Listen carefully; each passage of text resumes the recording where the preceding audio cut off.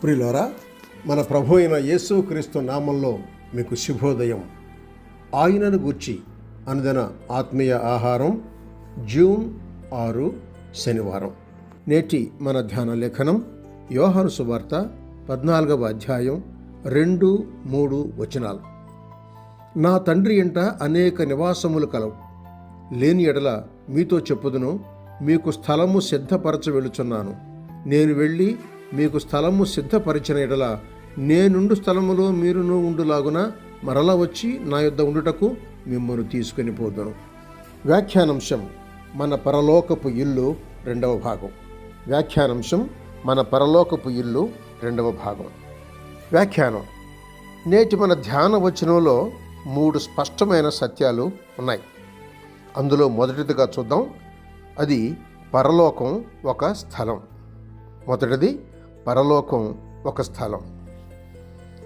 కలకత్తా, ముంబై, ఢిల్లీ, హైదరాబాద్ నగరాల్లాగానే పరలోకం కూడా ఒక స్థలం, నరకం కూడా ఒక స్థలం. ప్రకటన గ్రంథం 1వ అధ్యాయం 18వ వచనం చూడండి. నేను మీకు స్థలం సిద్ధపరచ వెళుచున్నాను అన్నాడు ప్రభు. దాన్నే ఆయన తండ్రి ఇళ్ళు అని, అందులో అనేక నివాసాలు ఉన్నాయని చెప్పాడు. అది నిత్యం నిలిచి ఉండే స్థలం. అవును, పరలోకం వాస్తవం. ఇంతకీ పరలోకం ఎక్కడున్నది?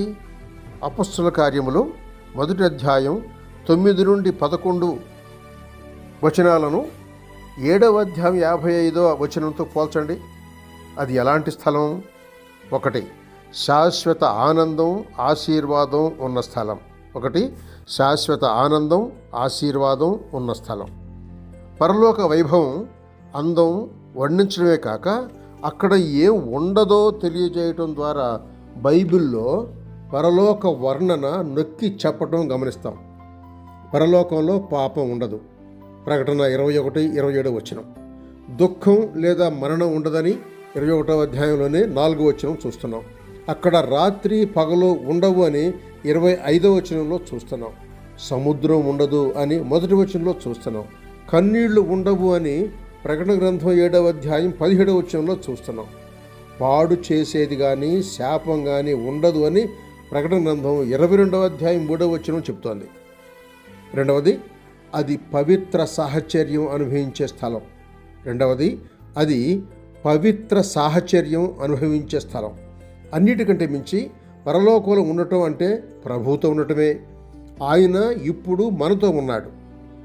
మత్తయి సువార్త 28వ అధ్యాయం 20వ వచనం చూడండి. అయితే అప్పుడు మనం ఆయనతో ఉంటామని 2వ కొరింథీ పత్రిక 5:8 వివరిస్తోంది. ఆయన లేకపోతే అది పరలోకమే కాదు. మూడవదిగా, మన ప్రియులను తిరిగి కలుసుకునే స్థలం. మన ప్రియులను మనం తిరిగి కలుసుకునే స్థలం. ఇది క్రైస్తవులు గట్టిగా నమ్మేది. ఈ లోకంలో ఉన్న మన సోదరి సోదరులకు వీడ్కోలు చెప్పామంటే వారిని తిరిగి అక్కడ కలుసుకుంటామనేగా.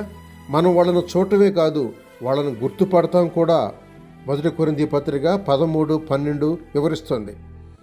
4వది, అది ఆనందంతో సేవ చేసే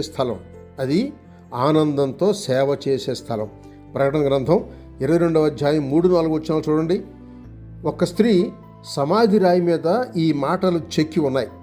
ఆమె ఎంత పొరపాటుగా అర్థం చేసుకుందో ఆ మాటలు తెలియజేస్తున్నాయి. ఇలా అంటుంది ఆమె: నిరంతరం అలసిపోయిన ఒక పేదరాలు, ఆమె ఎవరూ సాయం చేయని ఇంటిలో ఆమె నివసించేది.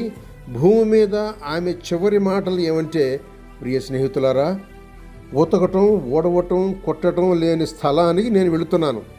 అక్కడంతా నేను కోరుకున్నట్టే ఉంటుంది. అక్కడ అన్నమే తినరు కనుక అంట్లుతోమే అవసరమే ఉండదు. స్తోత్ర గీతాలు నిత్యం బిగ్గరగా ఆలపించే స్థలంలో నాకు స్వరం లేకపోయినా నేనుంటాను. అక్కడ మధురంగా పాడగలను. నా కోసం ఇప్పుడు ఏడవద్దు, మరెప్పుడూ ఏడవద్దు. నేను మీకు తెలియని స్థలానికి సదా ఉండటానికి వెళ్తున్నాను అని. రేపటి సంచికలో మిగతా 2 సత్యాలు. శుభములతో.